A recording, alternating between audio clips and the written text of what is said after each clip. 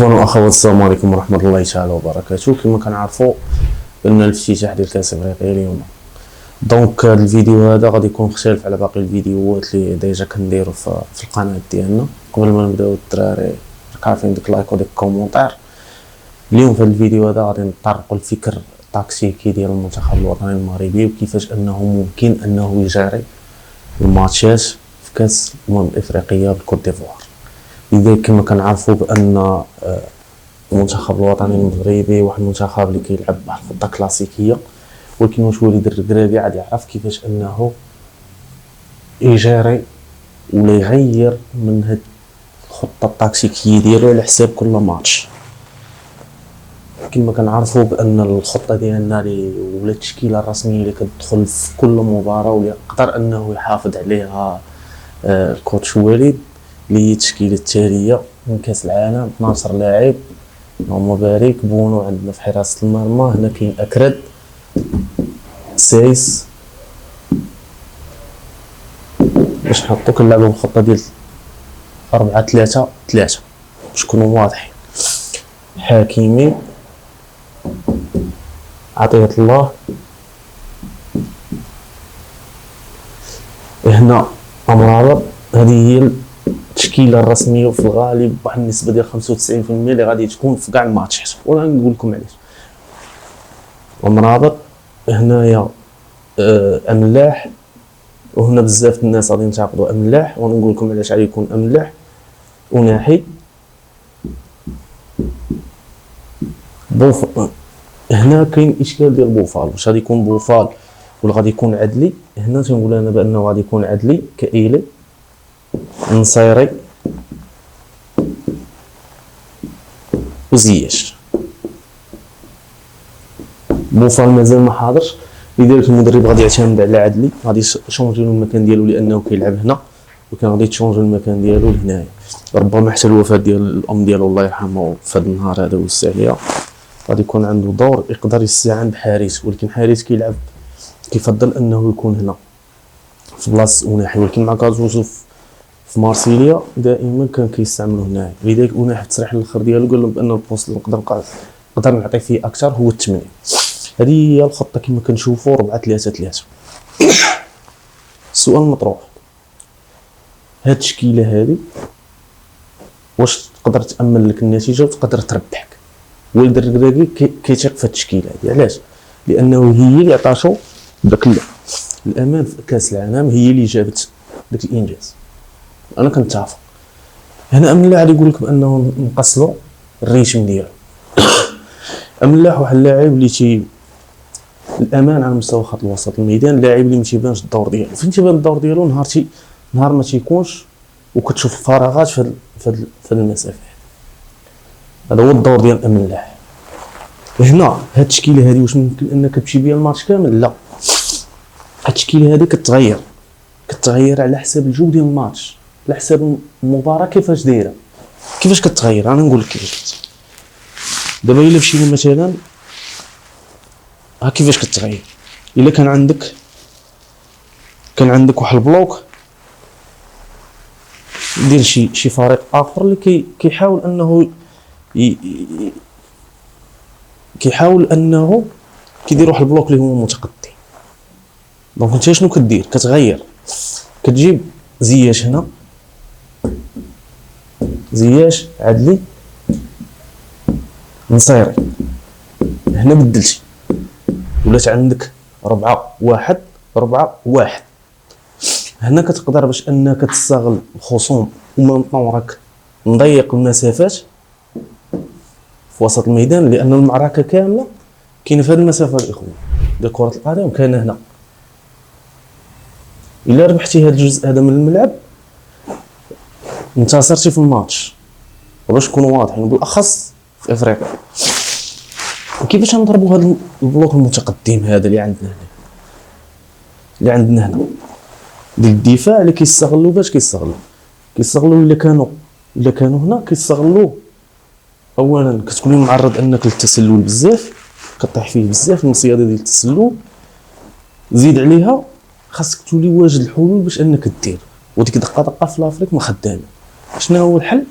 هو انك كتولي تلعب كتضرب خطوط بعدا من هنا العرضيات ديال سايز وديال الاكر، ولا كتولي مادام ان زياش ما كيديرش فكنوليو نلعبوا هنايا ملاح كيزيد هذا كيزيد كيضغطوا، وكنعتمدوا على العرضيات ديال زياش اللي تيكونوا تيخترقوا العرضيات ديال عطيات الله. هنا الزياده العدديه ديال العدد اللي كتولي هنا، وناحي كيولي هنا وهذا كيولي. دونك عطيات الله وزياش هذا هو الدور ديالو. لما يضربوا لك الدفاع زيد عليا هذا، غتقول لي شنو الدور ديال هادو هاد ثلاثه هادو هنايا حتى لهنا. هادو شنو كيدير؟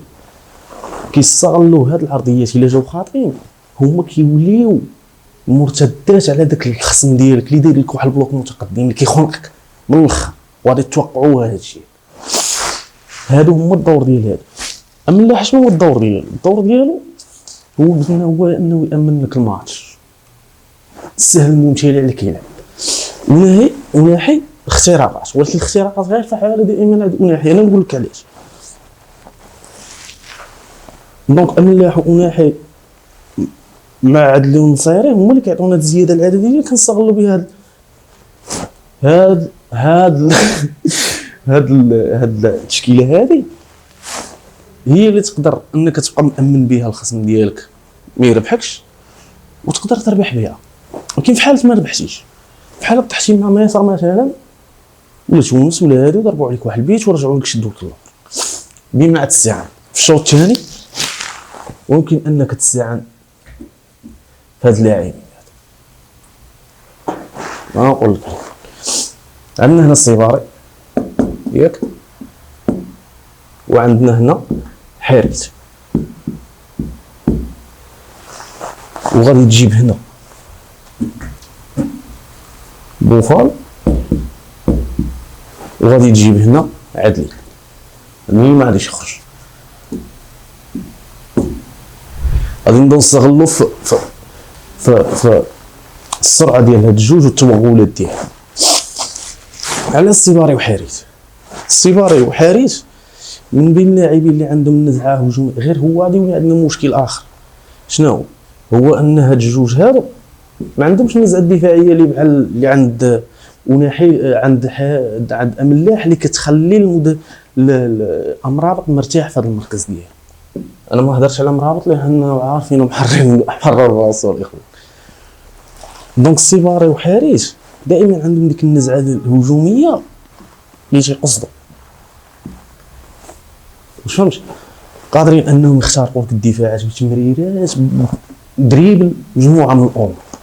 هنا واش غادي يبقى النصيري ولا ما غاديش يبقى النصيري؟ اساسي 100% الاخوان. الخيار الاول ديالو اللي درك الدور ديالو هو انه راه تيدير واحد الدور هنايا كبير في الضغط على الخصم. لذلك شحال من واحد غادي يقول لي بلال اخنوس، بلال اخنوس هنا المنافسه كاينه كبيره الاخوان في وسط الميدان اللي ما يمكنش انك تتوقعها. ما يمكنش انك تتوقع واش غادي يدخل الصيباري ولا حارث ولا رغم بلاصون الثاني كيبقى هنايا ديال هو العزوزي. هادو البدائل اللي عندنا الاخوان. فهمت؟ ممكن اننا نستعانوا في بعض الاحيان بالخنوس، وممكن اننا في بعض الاحيان نستعانوا بريتشارلسون اللي حتى هو كيمتاز بهذا الميزه ديال انه يلعب ككاس ريتشارلسون. لذلك وسط الميدان هو اكثر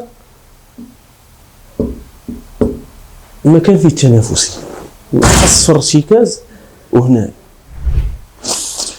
الخيار الثاني ديال وليد الركراوي هو الكعبي. هادو هما اللي دوبلور. عاد تيجي تيزودالي شكون اللي يقدر انه، لان المدرب دابا هو المدرب اللي يقدر انه يختار لاعب من هاد اللاعبين اللي يشوفوا مناسب كل ماتش على الاخر. خاصك تجيري الماتش هو الملعوب. هذا هو المدرب اللي تيكون في شكل تقدر انك تغير من الفكر التكتيكي ديالك، والماتش ملعوب كل 10 دقائق تشوف كيفاش ان الماتش كيتغير. لان المدرب هو واحد اللاعب اللي خاصو راه مع مساعدين مع الناس ديال الفيديو كيشوفوا فين كاين عندنا الخصائص، فين عندنا نقطه القوه اللي خاصنا نديروها، نقاط الضعف ديال الخصم فين كاينين في وسط الماتش. لان الحضور الذهني ديال الفريق هو الاساس. الا هضرنا على الدفاع الاخوان، المشكل فين عندنا هنا في البلاصه سيس. علاش؟ اولا لاج، ثانيا ان سيس ثقيل. شكون اللي مغطي عليه؟ مغطي عليه اكرد، هو اللي تيغطي. اما الا بغيتي تزيد عاوتاني باش انك تلعب لافريك، الكره ديال لافريك، كاين لاعب عندك هنايا جوكر واعر ممكن انك تستغل الباسات ديالو اللي واعرين. عنده واحد الوشي حار اللي هو شادي رياض. ولكن شادي رياض الاخوان راه هو الخيار يعني من الرابع ولا الخامس بالنسبه للوالد على حساب النظره ديالو. كيبقى هنا عبد الحميد في حاله اصابه واحد من الجوج. عبد الحميد علاش؟ على الاكسبيريونس ديالو. باش نكون عبد الحميد مدافع اللي هو الخيار الثالث في الدفاع. شادي رياض باش كيمتاز بهاد العرضيات اللي قلنا كيدير سايس، شادي رياض كيتقنهم. عاد زيد عليا كيدير الباسات اللي كيختارها، عنده باسات زوينين.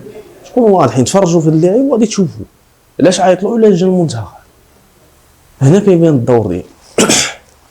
هادو هما كاملين كاع الخيارات الاخوان اللي ممكن انه